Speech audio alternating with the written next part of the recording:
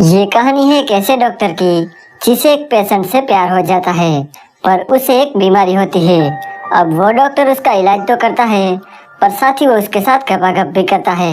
Hello दोस्तों, आज हम जिस मूवी को एक्सप्लेन करने वाले हैं, उस मूवी का नाम है डेंजरस मेथड, जो 2011 में रिलीज हुई थी। मूवी स्टार्ट होती है और हम एक लड़की को देखते हैं जिसका नाम सबरीना था।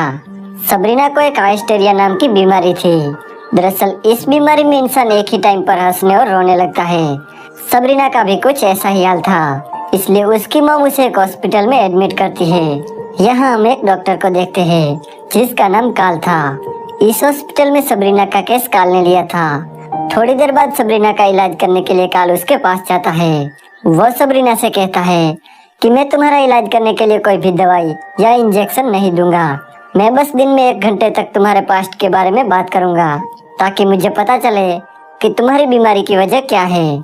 इसके बाद काल सबरीना के पीछे जाके बैठ जाता है, ताकि वो फ्रेंडली होकर अपने पास्ट के बारे में अच्छे से बात कर सके। इसी दौरान डॉक्टर काल को पता चलता है कि सबरीना की इस हालत के जिम्मेदार और कोई नहीं बल्कि उसके डैड है, क्योंकि बचपन में एक बार सबरीना से गलती से एक प्लेट टूट गई थी, जिसकी वजह से उसके डैड ने उसके कपड़े उतारकर उसको पीछे से बहुत मारा था। और तब से उसके डैड सबरीना की सभी गलतियों पर उसे पीछे से मारकर उसे सजा देते थे। अब इस तरह के टॉर्चर से सबरीना पर बुरा असर पड़ा, लेकिन कहीं न कहीं सबरीना को इसकी आदत पड़ने लगी और इस सजा के ऊपर वो एक्साइटेड होने लगी।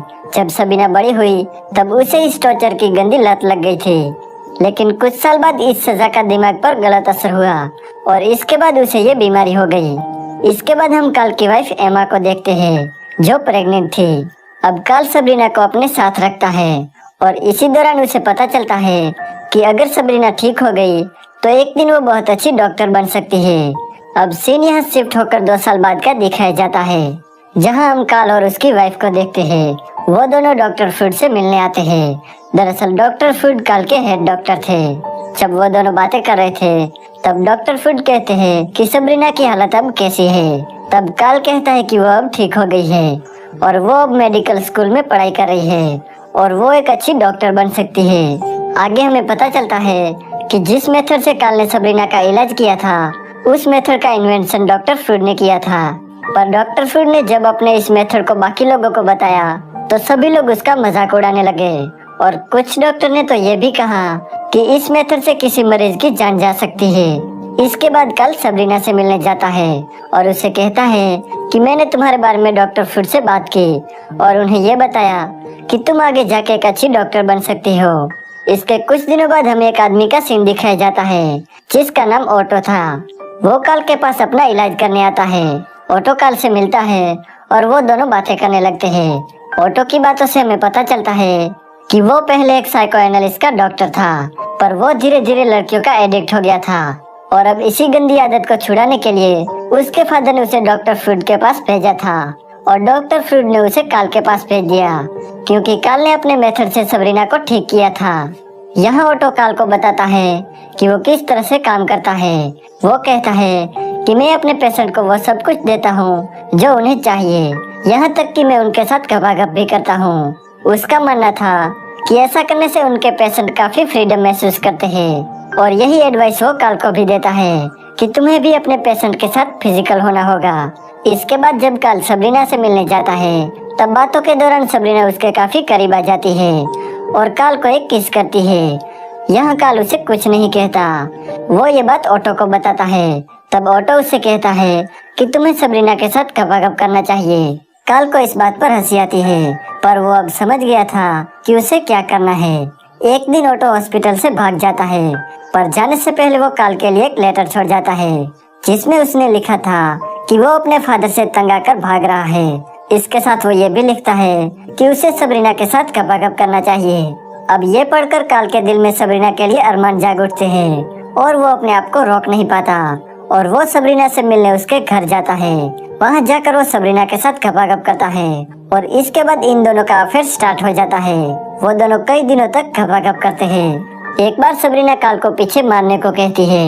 ये सुनकर काल समझ जाता है कि सबरीना की बीमारी अभी तक पूरी तरह से ठीक नहीं हुई है। इसी बीच काल डॉक्टर फूड से भी मिला करता था और वो उन्हें सबरीना के बारे में बताया करता था, पर काल ने अभी तक ये नहीं बताया था कि उसने सबरीना के साथ गपागप किया है। एक दिन किसी बात को लेकर उन दोनों में बहस हो जाती है, जिससे उन दोनों में बातचीत कम हो जाती है। अब कुछ दिनों बाद डॉक्टर फूड काल से मिलने आता है। वो उसे कहता है कि शहर में एक अफवाह फैली है कि तुम्हारा और सबरीना का अफेयर चल रहा है। अब ये सुनकर कालू से कहता है कि ये झूठी अफवाह है, मेरा सबरीना के साथ कोई अफेयर नहीं है। इसके अगले दिन काल सबरीना के पास जाता है और उसे ब्रेकअप कर लेता है, क्योंकि उसे डर था कि अगर उनके अफेयर के बारे में सबको पता चल गया तो शहर में उसकी इज्जत कम हो जाएगी। अब ब्रेकअप के बाद सबरीना को बहुत दुख होता है और फिर से वो उसी बीमारी का शिकार हो जाती है। इसके बाद जब काल घर आता है तब उसकी वाइफ भी उस अफवाह के बारे में बात करने लगती है।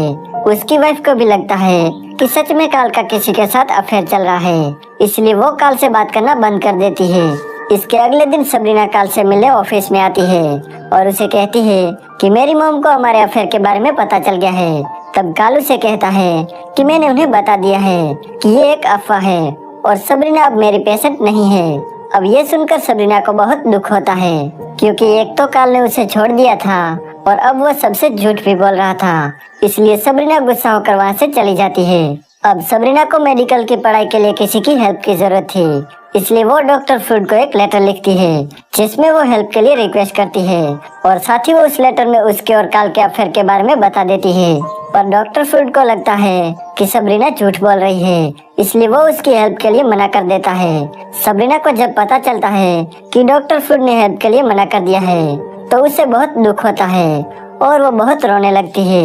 इसके बाद सबरीना काल के पास जाती है। काल अपनी वाइफ के साथ ये शहर छोड़कर जा रहा था।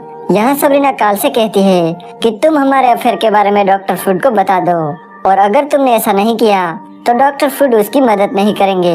अब काल उसकी बात मान लेता है और डॉक्टर फ्रूड को एक लेटर लिख के उन्हें सब कुछ बता देता है। डॉक्टर फ्रूड जब वो लेटर पढ़ता है तो वो सबरीना से माफी मांगता है और वो उसकी पढ़ाई के लिए मदद करता है। अब ऐसे ही कुछ साल बीत जाते हैं। एक दिन सबरीना काल से मिलने उसके घर आती है। जब सबरीना और एमा बातें कर रही थी तब सबरीना कहती है कि मैंने एक रशियन आदमी से शादी कर ली है और मैं प्रेग्नेंट हूँ। यहाँ एमा सबरीना को बताती है